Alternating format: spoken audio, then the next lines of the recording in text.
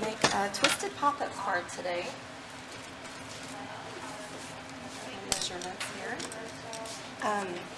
You take an 8.5 by 11 sheet of Whisper White cardstock, and you're going to want to cut off 1/4 inch on the 11 side, so it'll be 8.5 by 10 3/4.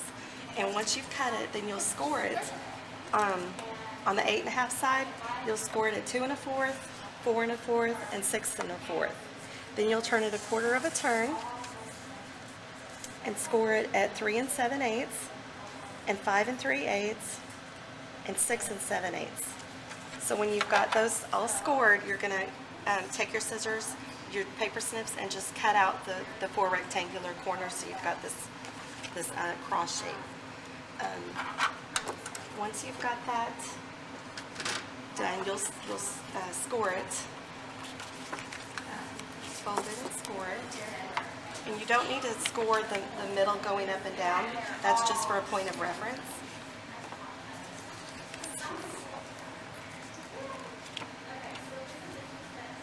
And this.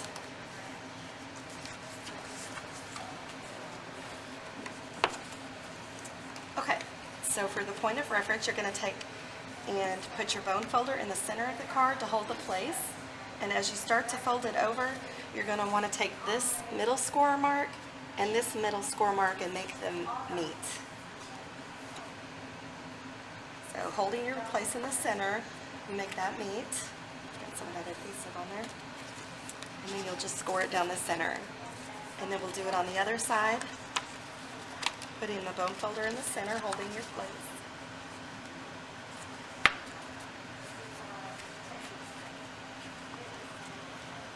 Well, it's moving on me. Are you aligning The score mark with the Okay, score mark. thank you. So you can see it a little bit better like this. Do you see the two score marks are touching? So you just do it on the opposite side. And if you'll notice, it's not scored from the corner to corner. It's actually bigger than that. That's what causes the mechanism to work. So as you fold it, this tends to go into the center, so you'll end up having a little house. So just want to score those, crease those really good, and then you'll get a piece of Pacific Point, and it is 3 7/8 by 11. I mean 3 3/4 by 11. I've got the numbers here if you want to copy. I tried to print you out one and couldn't get my printer to attach to my new laptop, so. And you'll score that at 2 3/4, 5 1/2, and 8 1/4.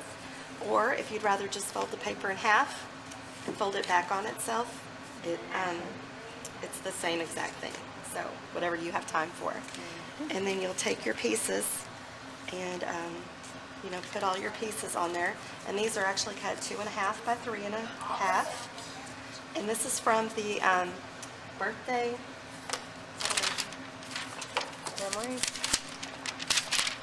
memory suite. The stamp set that comes with that is this birthday delivery, darling little stamp set with great words and great characters.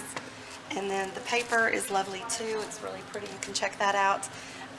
What's neat about the stamp set is that the coordinating dies will cut out these images, and then they will also cut out on the designer paper. So you can see the little girl. I've cut her out from the paper, and the poodle, and the little, the fox. There's several different pieces that you can cut out. The balloons, some of the presents. So some of these I've hand cut, and some were just easily just through the die, which you end up, I mean, I have all this paper. I've made tons of cards, and you end up having a lot of different embellishments that you can use. So when you adhere all of those together, let me show y'all that real quick.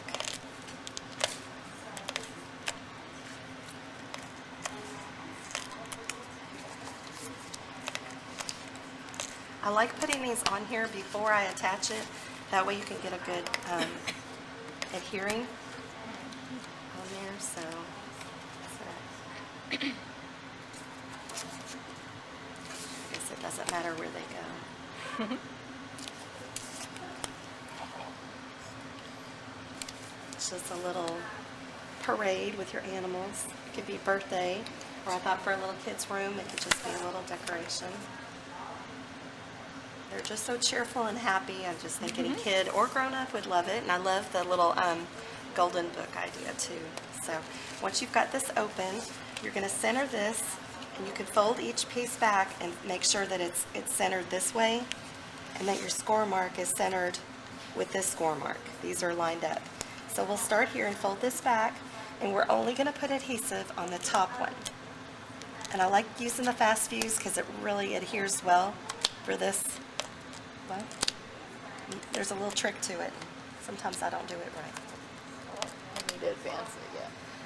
Okay, so once you've got that on there, make sure it's still all centered, and then you'll adhere that.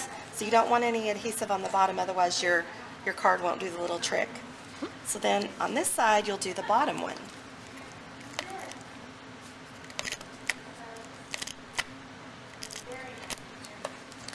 And lay that down. So it can be the top and the bottom here, or the top and the bottom here, just as long as it's the opposite. So that when you put that together, it's going to want to twist.